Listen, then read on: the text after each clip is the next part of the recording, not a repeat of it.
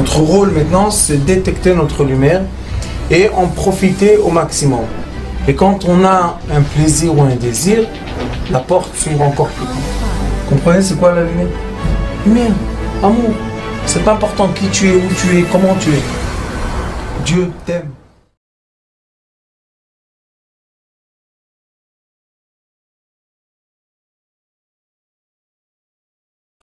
Bonsoir à tout le monde. Très heureux de vous avoir avec nous. Avec l'aide de Dieu, on va essayer jusqu'à Rosh Hashanah, le jour de la nouvelle année hébraïque, de se préparer. Et comment on se prépare à Rosh Hashanah, au mois des fêtes hébraïques? La préparation la plus profonde, c'est la Teshuvah. Teshuvah, en langue libre, de ce que je comprends en français, peut-être j'ai tort, c'est se repentir. Mais le vrai terme, c'est de retourner. Ça veut dire que l'être humain doit être capable de retrouver le retour, le chemin du retour à quoi? Le chemin du retour à son âme.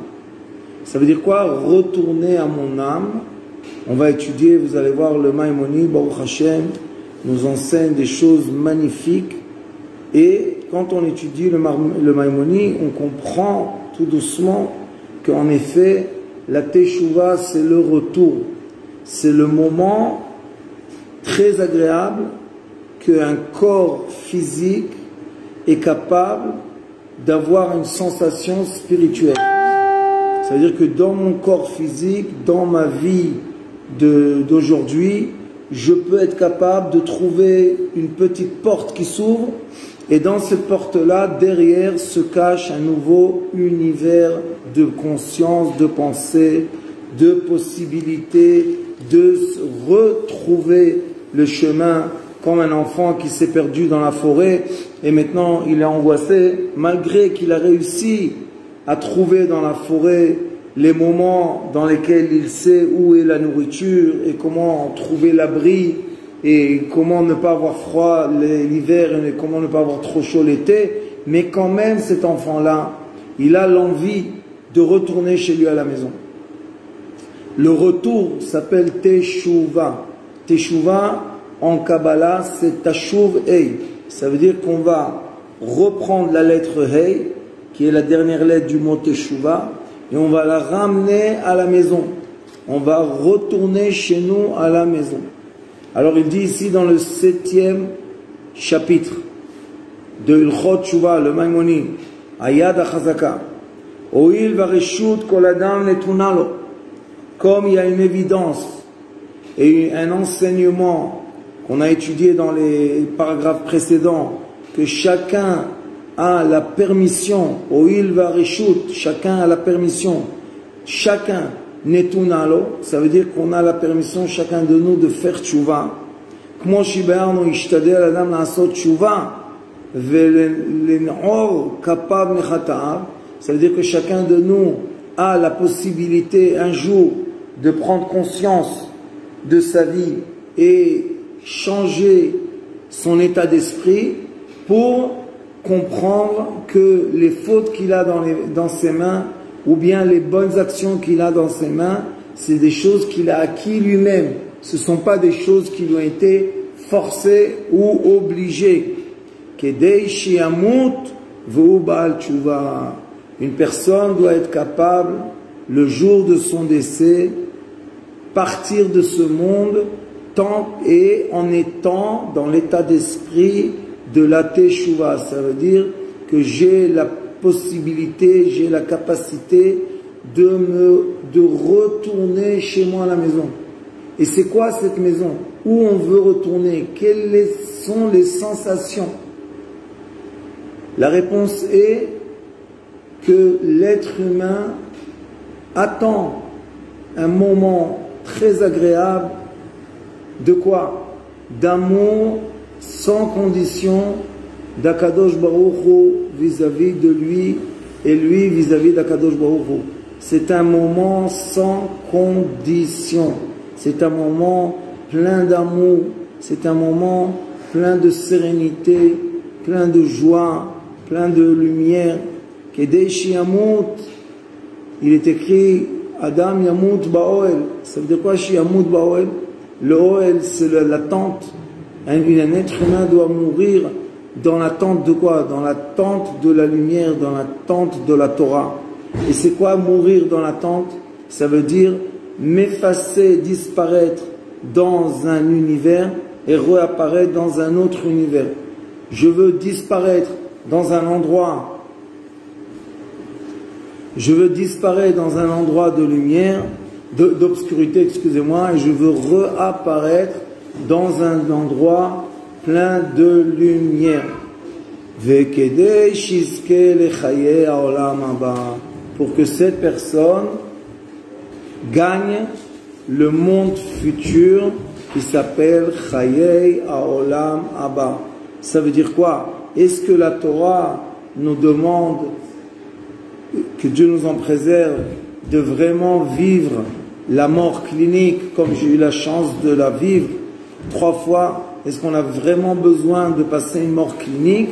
Ou bien est-ce possible qu'on atteigne ce degré lumineux juste avec notre prise de conscience? La réponse est, vous allez voir dans le prochain paragraphe avec l'aide de Dieu, que la réponse est que c'est une prise de conscience. C'est pas vraiment la mort. C'est pas, on parle pas d'une mort que l'être humain n'existe plus.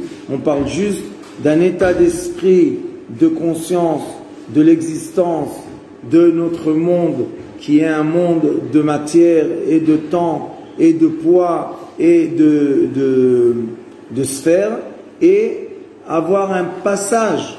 La Teshuvah, c'est un passage qu'on doit avoir entre un monde et un autre. C'est pour ça qu'il dit L'olam ireh adam et atzmo ki'ilu note lamut. Toujours un être humain doit se voir dans l'optique que comme si qu'il va mourir. Est-ce que la Torah nous demande vraiment d'être dans une optique de mort? Ça veut dire je suis vraiment mort, je ne vis plus. Ou bien la Torah nous demande d'avoir une optique de vision, d'être dans une autre sphère, pas dans la sphère qui est tout le temps la matière et je suis tout le temps préoccupé par la matière, par mes volontés. Ou est-ce que je peux vraiment passer à une autre sphère qui n'est pas la sphère de matière mais une sphère de spiritualité?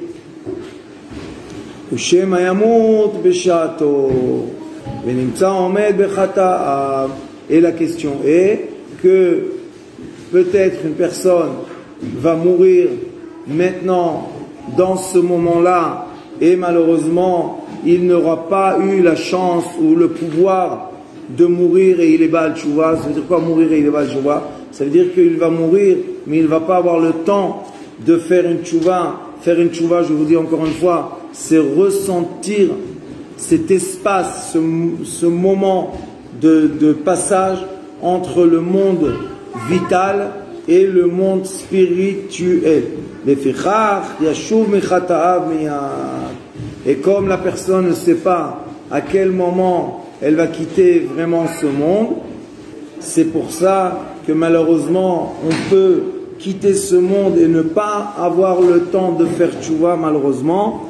Donc l'être humain est obligé de trouver le moment dans lequel il fait tchouva. C'est quoi tchouva? Je dis encore une fois qu'il retourne vers le moment qu'il est venu du monde astral et maintenant il est dans le monde terrestre, dans le monde de l'action, dans le monde du fait. Et comme une personne sait que ce monde-là, qui est un monde qui est limité dans le temps et dans l'espace, ce monde-là peut passer, l'être humain ne veut pas que le moment passe.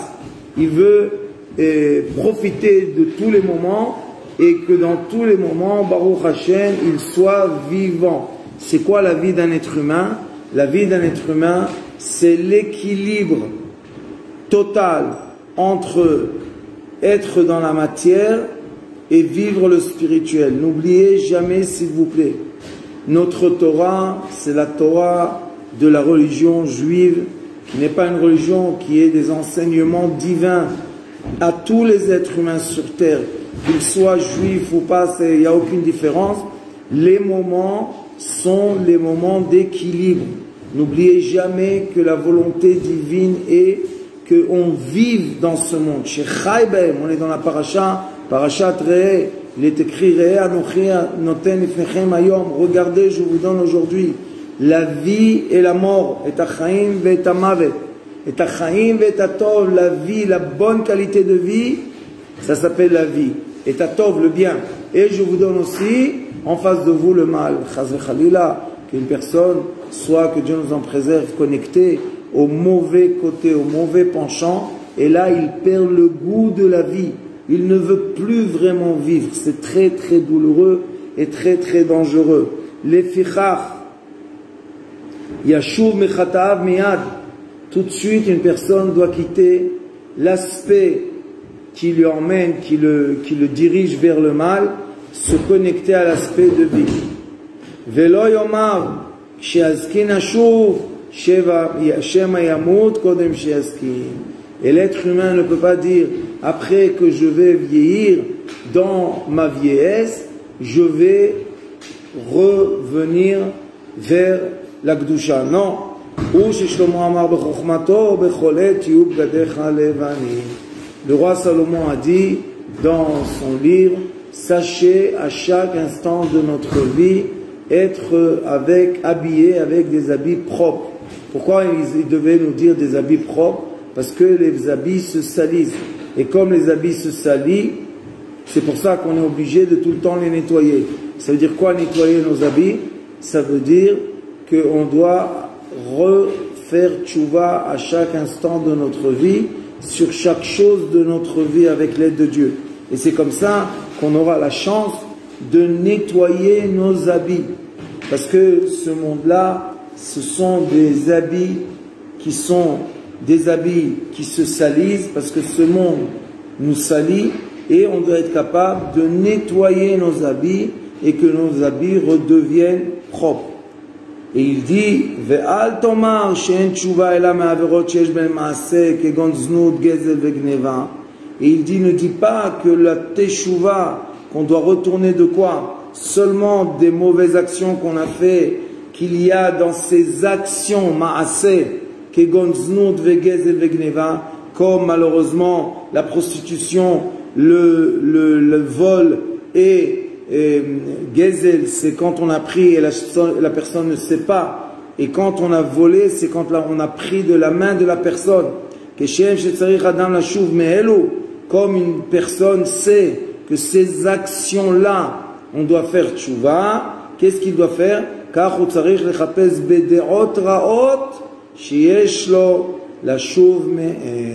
Et la vraie tchouva, c'est quand une personne comprend qu'elle doit retourner de quoi?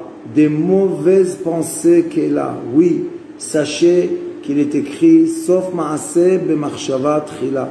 Il faut savoir que la pensée est le début de toutes nos actions. Et c'est pour ça qu'on doit retourner de nos pensées beaucoup plus profondément qu'on doit retourner de nos actions.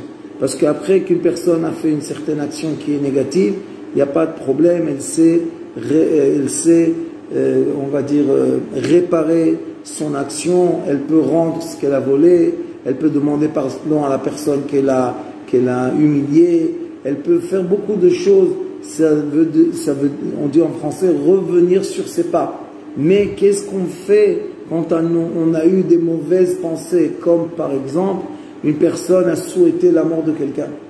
De tout son cœur, elle a souhaité que la personne meure. Et voilà, tout d'un coup, elle se lève le matin et elle entend que la personne est vraiment morte. Qu'est-ce qu'on fait maintenant? Comment on retourne de ça? Comment on retourne de sa famille? Comment on demande pardon à la famille? Comment on demande pardon au défunt? C'est pas quelque chose de simple. Alors il dit, ça c'est une chose qu'on doit retourner. La deuxième chose qu'on doit retourner, mina ka'as. De quoi? De notre comportement. Nous avons un comportement de colère, nous avons un comportement de revanche, nous avons un comportement de kina, de jalousie, on a un comportement de compétition, on veut être mieux que l'autre, on veut des choses plus que l'autre, on a des comportements qu'on a malheureusement, on s'est moqué de quelqu'un, et on a des comportements qu'on a tout fait pour obtenir de l'argent ou obtenir du kavod, du respect, ou meredifat amachalot, quand une personne cherche à obtenir des nourritures,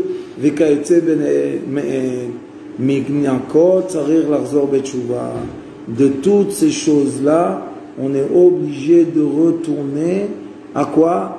On doit retourner au début de la création de l'être humain. Vous savez qu'un bébé, quand il est né, on dit qu'il a la Shekhinah, Ziva Shekhinah, il a la lumière sur son visage. Pourquoi il a une lumière sur son visage? Parce que le bébé, il est encore,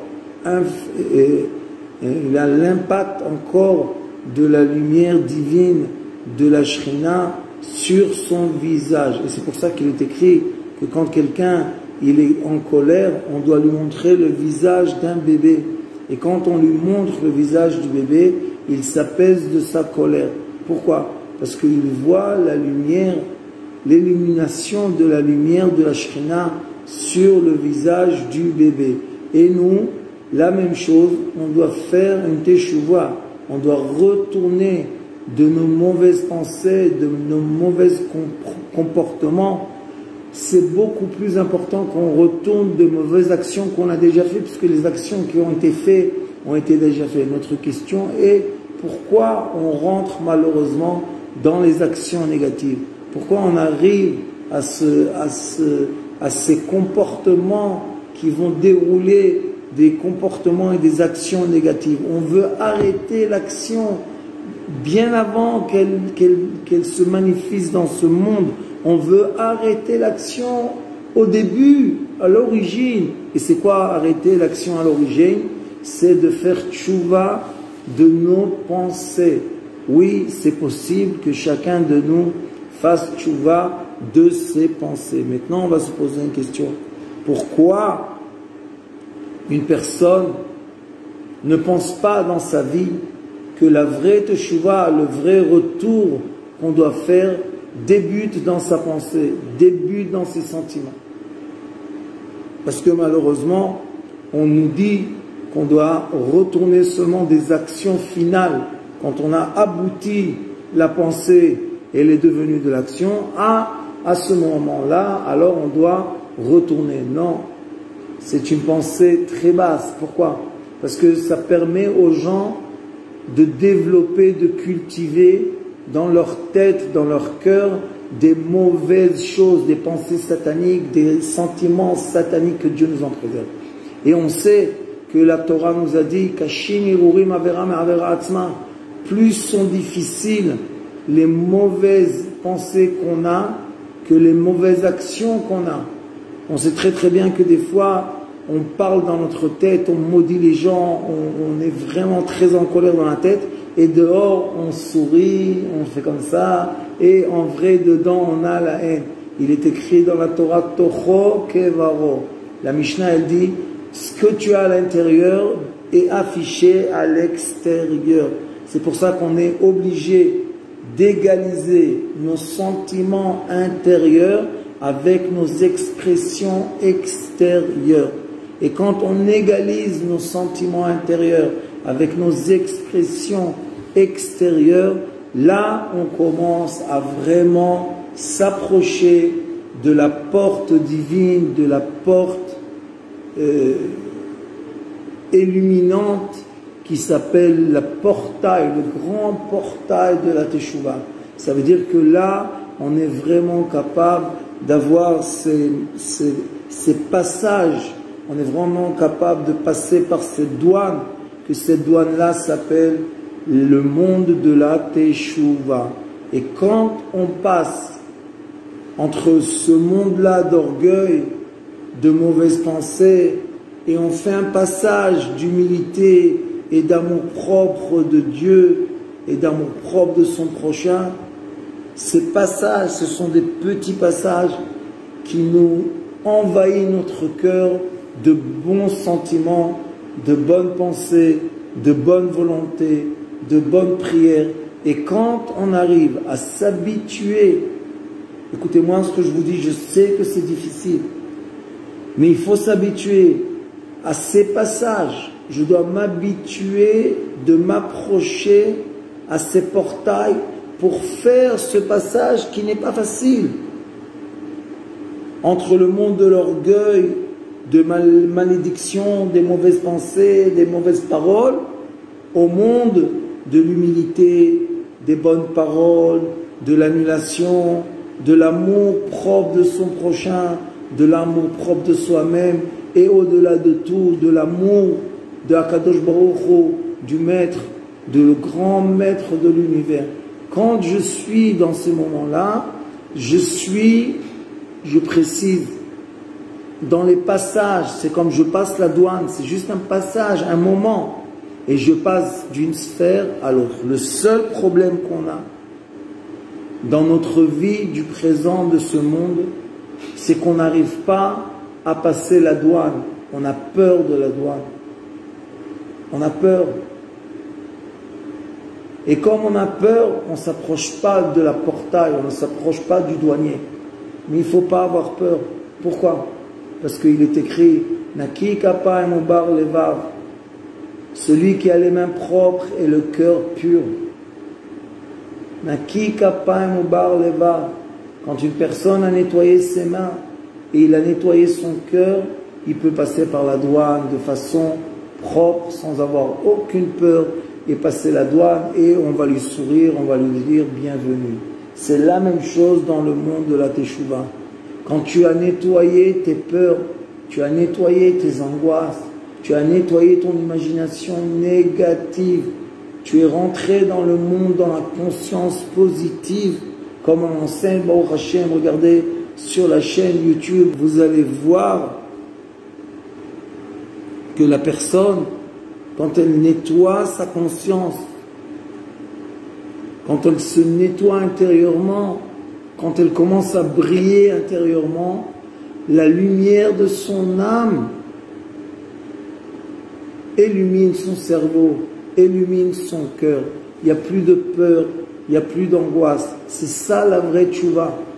La vraie tchouva, c'est quand une personne elle arrive à atteindre, à obtenir un moment lumineux, un moment d'amour, un moment de lumière, un moment de joie, un moment de jouissance intérieure très forte. Mais je vous dis encore une fois, ne tombez pas dans le piège qu'on vous dit. Quand tu vas être un Baal Tchouva, quand tu vas retourner vers la lumière, ça sera une vie de Tchouva. C'est pas vrai. Ce sont des moments qui nous permettent des passages de l'obscurité à la lumière. Vous comprenez la différence entre un Baal Tchouva et pas un Baal Tchouva? C'est quoi? C'est qu'il y a des gens que malheureusement n'arrivent pas de sortir de leur sphère obscure, de l'angoisse, de la peur, de la maladie, des dettes, des problèmes familiaux. Ils n'arrivent pas à s'en sortir. C'est quoi sortir? C'est le mot sortie. C'est quoi le mot sortie? Il y a une porte de sortie. Le Baal Tchouva, celui qui a eu la chance de retourner, qu'est-ce qu'il a eu? Il a retourné sa nuque et il a retrouvé la petite lampe sur la porte qu'il dit, il est écrit sur la porte, sortie. C'est pourquoi ça s'appelle Sha'arei Tchouva Lo Ninalu. Sachez tous et toutes que les portails pour revenir, pour passer de l'obscurité à la lumière, ne se sont jamais fermés. Jamais ils ont été verrouillés. Jamais. Ils sont toujours ouverts.